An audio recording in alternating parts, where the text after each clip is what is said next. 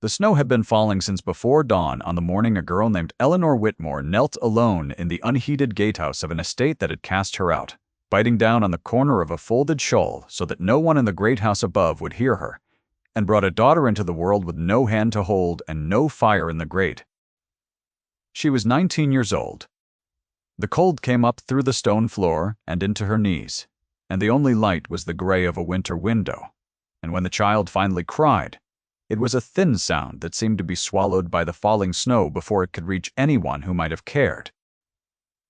No physician had been sent for. No midwife had been permitted to climb the long drive. The family she had served, and the man whose name she had not been allowed to speak, had decided between them that she did not exist, and a woman who does not exist may give birth in a gatehouse without troubling anyone's conscience. She wrapped the baby in the only clean linen she had, a christening gown she had sewn herself by candlelight over the long autumn, and she pressed her cold lips to the small wet head, and she did not weep, because weeping required a kind of hope she had already been taught to do without. Stay with her a moment if you have ever been the person no one came for. She is about to lose everything, and she does not yet know that 20 years from this morning, the loss will be answered. Outside, a carriage that had no business on that road in such weather slowed at the gate, and a man looked out through the glass at the dark gatehouse, and something in him refused to drive on. That man was Adrian Carow, the Duke of Ravensmere, and he was traveling north against the advice of every servant in his household because grief had made him restless, and snow had made the main roads impassable, and the gatekeeper's lodge at the edge of the Whitmore lands happened to be the only shelter within 5 miles. He came in, stamping the cold from his boots, expecting an empty room, and he found instead a girl on the floor with a newborn at her breast and a face the color of the window behind her. He was 30 when this happened, a man whose own losses had taught him to recognize the particular stillness of a person who has been left to manage alone. He did not ask questions. She could not afford to answer.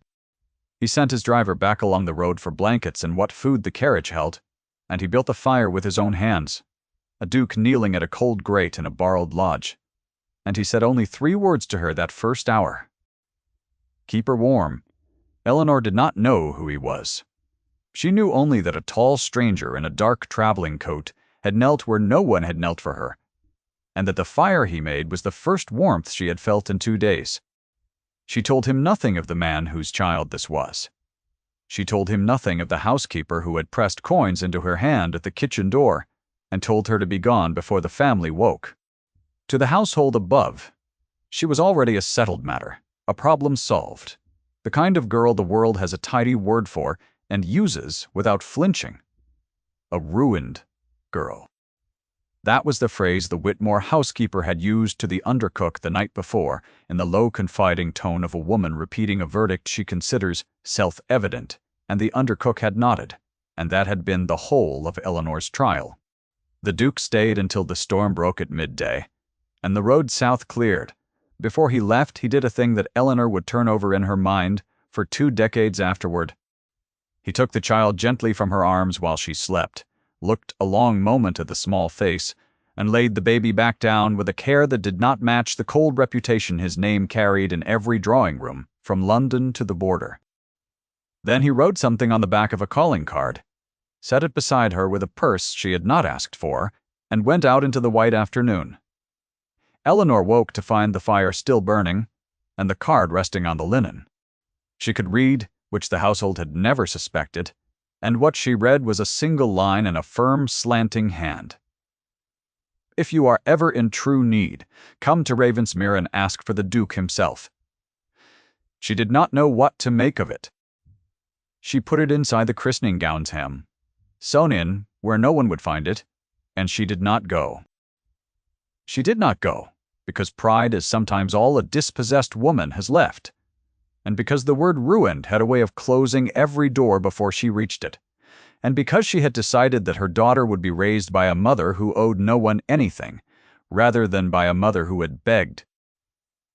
She named the child Beatrice, after no one, because she wanted the girl to belong to a name that carried no debt. She left the Whitmore lands on foot with the baby bound to her chest, and she walked until a carter took pity and carried her 12 miles to a market town where a milliner needed a girl who could sew a fine seam and ask no wages beyond a bed in the back room. There, Eleanor began the long, quiet labor of becoming someone the world could not so easily file away. The years that followed were not gentle, but they were hers. The milliner was a stout, exacting woman named Mrs. Byatt.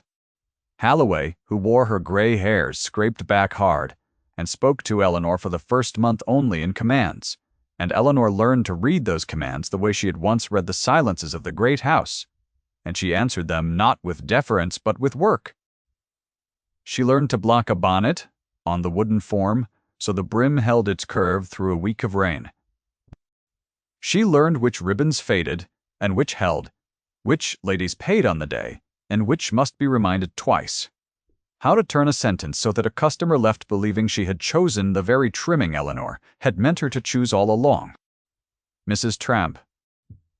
Halloway watched the shop's custom double over 3 years and said almost nothing, because praise was not in her.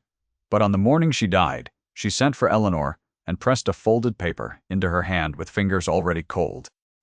And the paper was a will leaving the business entire to a girl who had walked in off the post road with a baby bound to her chest and no character to recommend her. The town was scandalized. A respectable trade left out of the family and given to a stranger. The assembly room said, and they said it for a season, and then they stopped saying it, because Eleanor ran the shop with a steadiness that made the scandal tiresome to maintain. She told no one. She had never been married. She wore a thin band of brass on her left hand, bought for a shilling from a tinker who asked no questions, and she let the town assume a soldier husband dead in the wars, because a widow may hold property, and a ruined girl may not. And Eleanor had learned precisely how much truth the world would permit a woman in her position to keep. The brass turned her finger faintly green in the damp months, and she did not replace it with gold, even when she could have afforded gold, because the brass was honest, in a way. The story it protected was not, and she found she could not bear to dress a lie in anything finer. Beatrice grew up behind the shop counter, clever and unafraid, fetching pins before she could properly walk and matching ribbon to gown by the age of 7, with an eye her mother had not taught her. She had her mother's straight spine and a laugh that belonged to no one in particular, a laugh that turned heads in the market square and made stern men forget what they had been about to say. She did not know the word ruined had ever been spoken over her cradle. She believed her father had been a corporal of foot who died at a place with a Spanish name before she was born, because that was the story her mother had given her. And Eleanor watched her daughter carry that small false comfort and judged it a fair exchange for the truth which would have given her nothing to carry but weight. What Eleanor did not know across all those years was that the man who had knelt at her fire had spent a portion of every winter since trying to find her. Adrian had returned to the Whitmore Gatehouse the following spring and found it empty, and the family above had told him, with the bland confidence of people protecting a tidy story, that no girl had ever lodged there, that he must have dreamed her in the storm. He had not believed them. He had carried the memory of that thin cry and that gray face through 20 years of a life that the world considered enviable and he considered hollow. And he had never married, and the drawing rooms had a tidy word for that too. Cold, they said, of the Duke of Ravensmere, a cold man. They did not know what he had once knelt down in the snow to keep warm. His coldness, such as it was, had a source, and the source was a grief he had told no living person. Years before the Gatehouse, Adrian had a younger sister named Cassandra, 4 years his junior, who had laughed the way Beatrice would one day laugh and had loved a music master with no fortune and less prudence, and Cassandra had found herself in precisely the situation Eleanor had been in, and the family, his family, had managed it the way such families do. They had not raged, they had not wept. They had simply decided, in a single afternoon conversation from which Cassandra herself was absent, that she would be sent north to a remote property to be confined in secret, that the music master would be paid to take a position abroad, and that the matter would never again be spoken of within the walls of a house that prized its silences above its children. The confinement had gone wrong in a cold upstairs room with the curtains drawn against the neighbors, and no physician had been sent for because a physician was a witness, and a witness was a risk to the silence. And so Cassandra had labored and bled and slipped away across 2 days while a hired woman wrung her hands and did nothing. And the child had gone with her. Adrian had been on the continent. He had learned of it in a letter that reached him weeks after the ground had closed over them both. A letter composed in careful phrases that mentioned a sudden fever and a peaceful end, and the great comfort it was that no unpleasantness had attached itself to the family name. He had come home to a house that spoke of his sister in the past tense, and expected him to be grateful the scandal had been contained, and he had stood in the cold upstairs room where she died, and understood every euphemism in the letter for what it was. He had never forgiven them. He had never forgiven himself for being 3 weeks and 400 miles too far away to send for the physician. No one else would call. He kept a small portrait of Cassandra turned to the wall in his study, not because he could not bear to see her face, but because he could not bear to have visitors ask whose face it was and be told the careful version.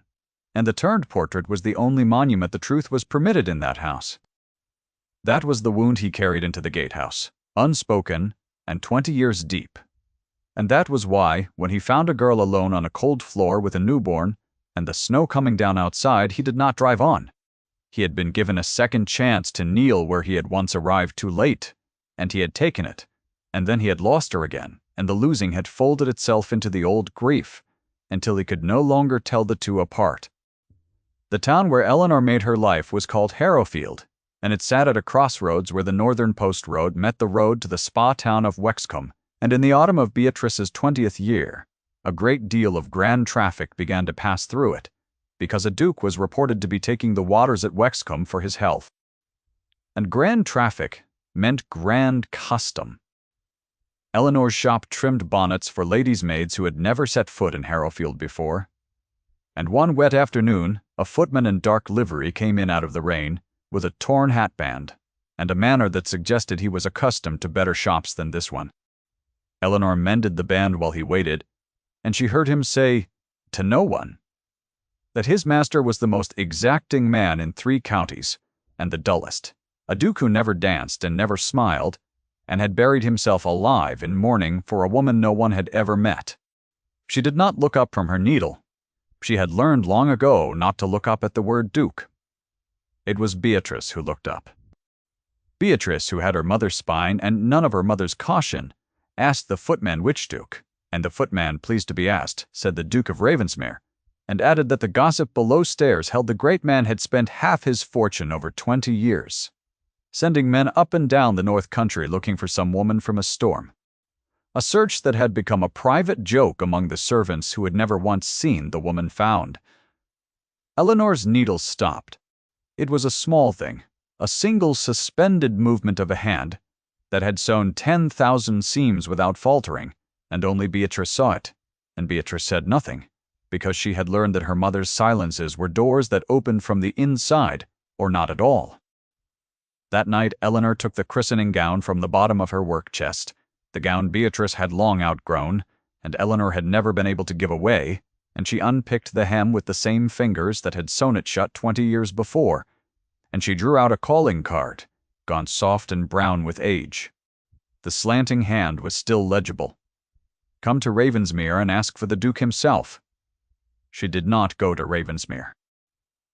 She told herself a great many sensible reasons that the man could not possibly remember, that 20 years had made her unrecognizable, that a duke taking the waters had no use for a milliner, with a daughter and a brass ring and a story she had let the whole town believe.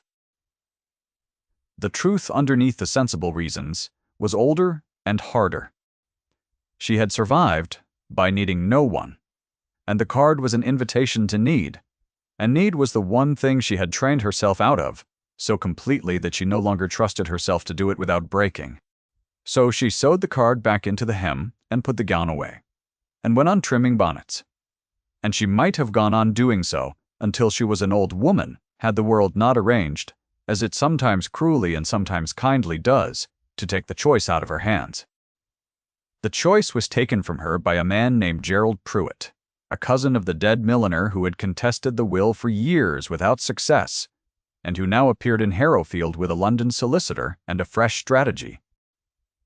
Pruitt had discovered by methods Eleanor never learned that there was no soldier husband and never had been, that the widow who held the most prosperous shop in Harrowfield had no legal right to the name she traded under, and he intended to use that discovery to break the will at last and put Eleanor and her illegitimate daughter into the street where, he said to the magistrate's clerk over brandy, such people belonged.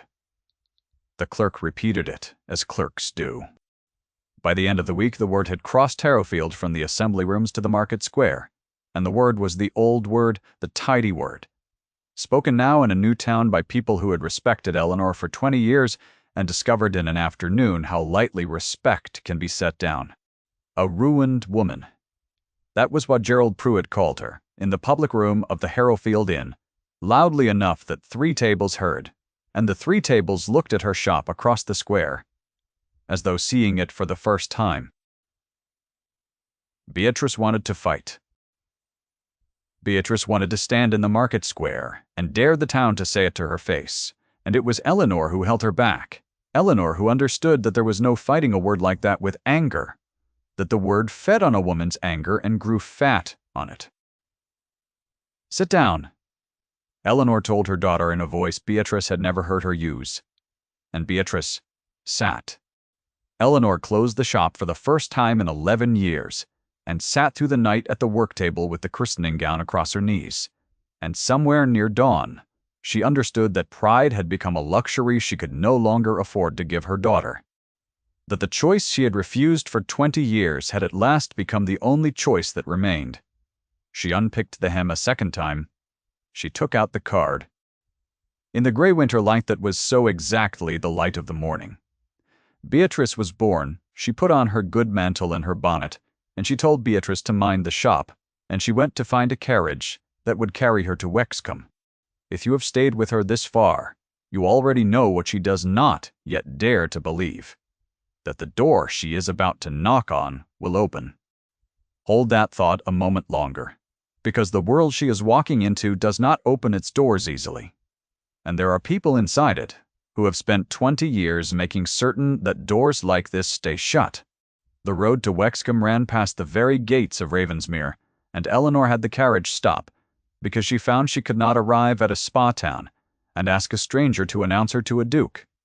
She would go to the house. She would ask for him, as the card had said, and if he did not remember her, she would at least have asked, and the asking would be the end of the long argument she had been having with herself for 20 years. The gates of Ravensmere were grey stone, and the drive was long and bare-treed, and the snow had begun again, fine and slow. And as she walked the half-mile to the house with the card in her gloved hand, she thought of the gatehouse, and the cold floor, and the thin cry, and she understood that she had been walking toward this house for 2 decades. Without knowing its name, she did not reach the door. A woman reached her first, an elderly woman in deep mourning gray who had been watching the drive from a window, and came out onto the steps with the bearing of a person who has owned every threshold she has ever stood upon. This was the Dowager, Adrian's aunt, Lady Constance Carow, who had run Ravensmere through the long years of her nephew's grief, and had no intention of seeing it run by anyone else. She had been the architect 20 years before of the management of Cassandra. She was the family member who had decided where Cassandra would be confined and which physician would not be sent for, and she had spent 2 decades watching her nephew search for a woman from a storm, with the cold dread of someone who suspects that if he ever finds her, he will discover what she has worked very hard for him never to discover. That the family's tidy stories have always been built on cold floors and unsent physicians. Lady Constance looked at Eleanor's good plain mantle, and her honest bonnet and the brass ring on her glove, and she made her assessment with the speed of long practice, and she descended 1 step so as to look down from a greater height. She asked Eleanor's business in a voice like a fan snapping shut. Eleanor said she had come to see the Duke, that she carried a card from his own hand. Lady Constance held out a gloved palm for the card, and Eleanor, after a moment, gave it. Because 20 years of deference do not unlearn themselves in a single drive, and the dowager read the soft brown card in the slanting hand and went very still.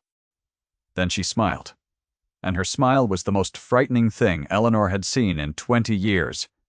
"The Duke," she said, "sees no one without an appointment, and certainly no one of your description."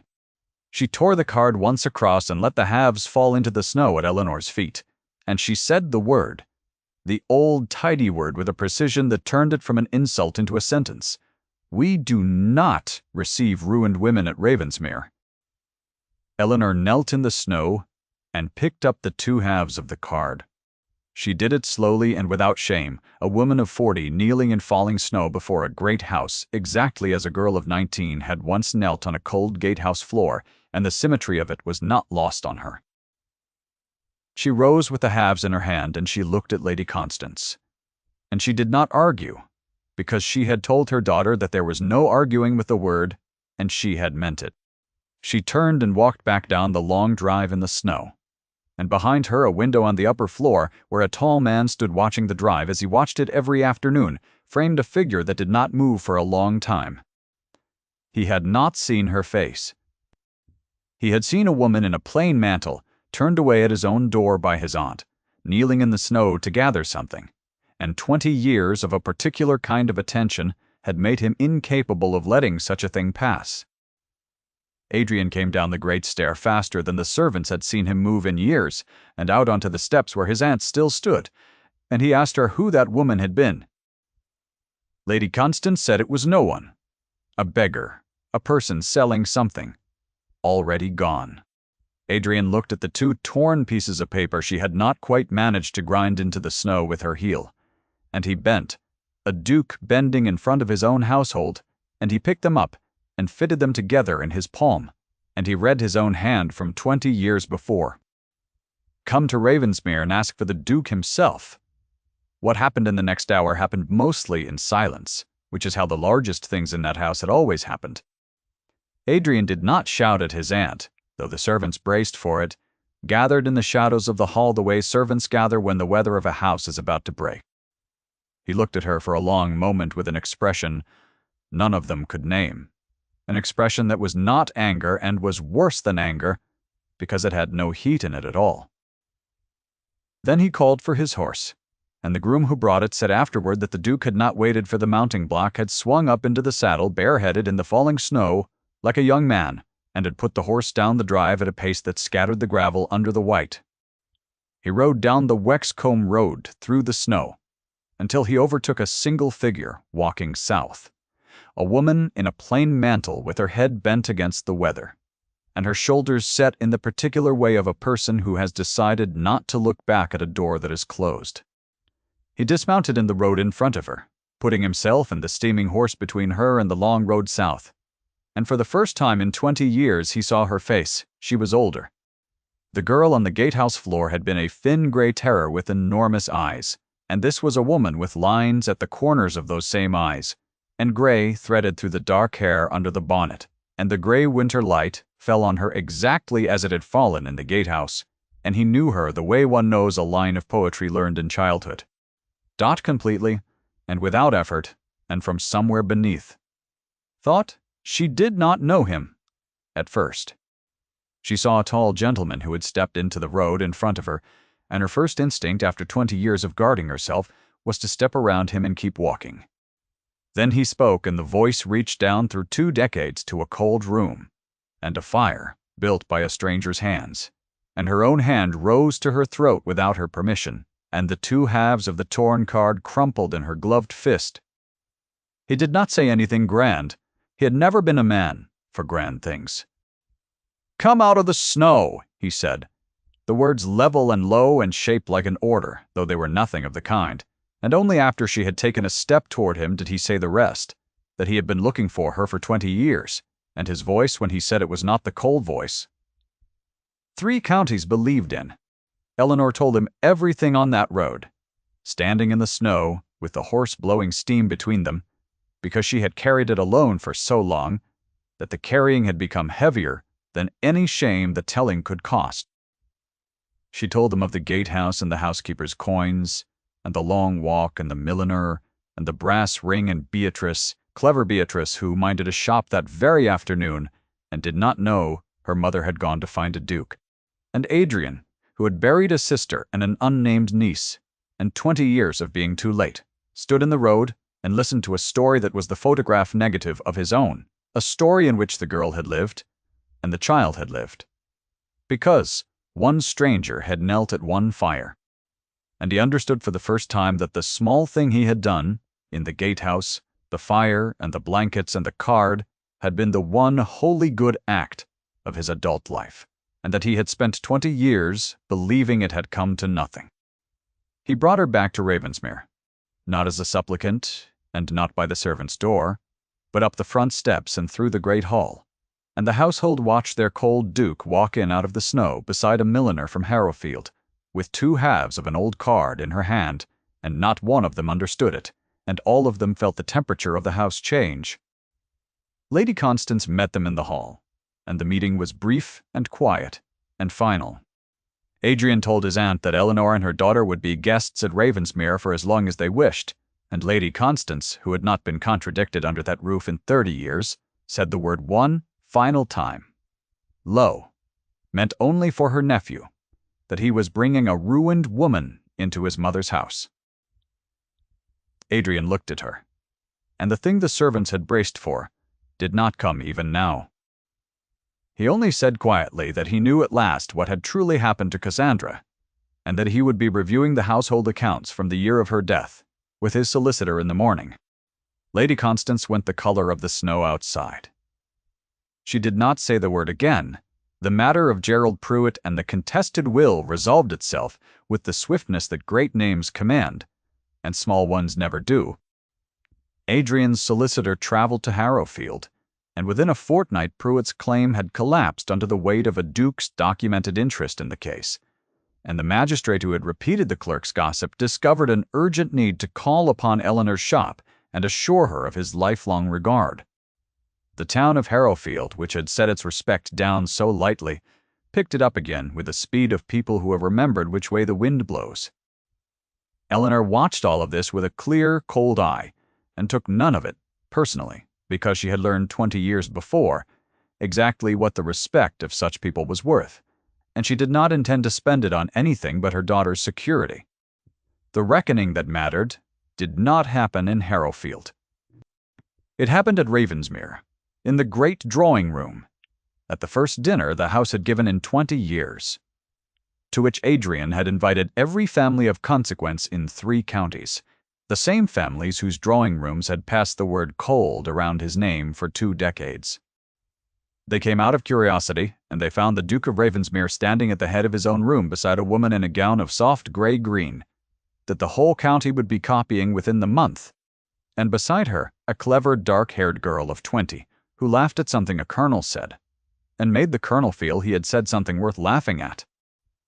Lady Constance sat where the dowager always sat, in state, near the fire, and watched her nephew's hand rest a moment at the small of the milliner's back as he turned her toward the room, and she understood that the order she had protected for 30 years had been overturned not by a scandal but by a quietness she had never thought to guard against. Adrian did not make a speech. He had never been a man for speeches. He waited until the room had settled and the curiosity had sharpened to a point, and he took Eleanor's hand, and into a silence that the candlelight itself seemed to deepen, he said 8 words that ended the long argument of 20 years. "This is the woman I have always meant to marry." The room did not breathe. Beatrice's laugh stopped in her throat. Lady Constance's fan, which had been moving in slow, practiced sweeps, went still in her lap, and a small sound escaped her. Not a word, only the sound a person makes when the floor of a long-held certainty gives way beneath them. No one gloated.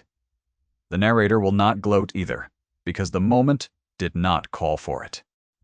It called only for the thing that had been 20 years owed, which was the sight of a woman the world had decided not to see, standing, seen in the most public room in 3 counties, on the arm of the one man whose seeing the world could not dismiss.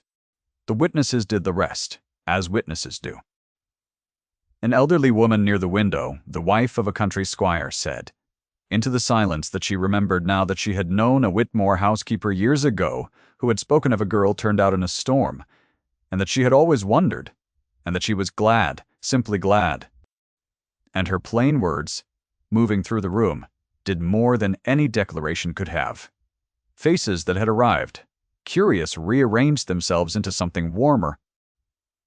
The colonel, who had made Beatrice laugh, raised his glass and did not quite know to what, and half the room raised theirs after him, and the toast that had no words was drunk to a milliner from Harrowfield in the drawing-room of Ravensmere, and Lady Constance sat through it with her stilled fan and learned, late and against her will, what her nephew had known for 20 years. Eleanor stood through all of it without triumph, because triumph was not what she had walked up the snowy drive to find. She had walked up the drive to keep a roof over her daughter's head, and she had found instead the answer to a question she had stopped letting herself ask, the question of whether the morning in the gatehouse had been the whole truth of her, the ruined girl on the cold floor, or whether it had been only the beginning of a truth that took 20 years to finish telling. She looked across the warm room at Beatrice, who had been born to a thin cry in an unheated room, and had grown into a woman who could make a colonel feel witty. And she understood that the answer had been alive and laughing in front of her the entire time. They were married in the early spring, quietly, in the small stone chapel on the Ravensmere grounds rather than in any cathedral, with Beatrice as the only attendant and the household as the only congregation, because neither of them had any interest in giving the 3 counties a spectacle when what they wanted was a vow. Lady Constance did not attend. She removed herself to a property in the south that had always been hers, and Adrian let her go without a word, neither punishing her further nor pretending the wound. She had dealt his family did not exist, and that restraint was its own kind of justice, the only kind. The better part of his nature was willing to take. Eleanor kept her shop in Harrowfield and put a capable widow in charge of it, because she had built it with her own hands, and would not be the kind of woman who pretends she was never a milliner. And the bonnets of Harrowfield grew quietly famous as the bonnets the Duchess of Ravensmere had once trimmed with her own fingers. On the first true night of snow the following winter, Eleanor sat with Adrian in the small, warm sitting room that had become hers, a fire in the grate, and the snow coming down past the dark window, exactly as it had come down on the morning Beatrice was born, and she took from her work-basket the christening gown, and laid it across her knees. She had unpicked the hem a third and final time, and drawn out the 2 halves of the old card, and she had done a thing that made Adrian set down his book and watch her with the particular stillness she had first seen in a gatehouse. She had stitched the 2 torn halves together, the slanting hand made whole again, and she had sewn the mended card back into the hem of the gown, where it would stay, because the gown was Beatrice's to give to a child of her own someday, and Eleanor wanted the card to travel with it. The proof that on one cold morning a stranger had knelt at a fire and refused to drive on. Beatrice came in then from the cold snow in her dark hair, laughing about something with the easy laugh that had never learned the word her mother had carried for 20 years, and she crossed the warm room and kissed her mother's cheek, and asked what she was sewing. And Eleanor said, "Only a thing for keeping." The fire cracked in the grate. The snow went on falling past the window onto grounds that were Beatrice's home now, and had never been a gatehouse, and never would be. Adrian picked up his book again and did not read it, and watched the 2 women by the fire, the one who had been left alone in the snow, and the one who had been born into it. Both of them, warm now, both of them seen. And outside the window the snow came down soft and slow and covered the long drive white. And, inside the small room, a card that had once fallen torn into the snow lay whole again, sewn into a christening gown, keeping. Thank you for staying until the end, for kneeling at the fire with her when no one else would. If Eleanor's long walk through the snow moved you, leave a quiet word below and come back when you need to be reminded that the world's first verdict on a woman is so rarely its last.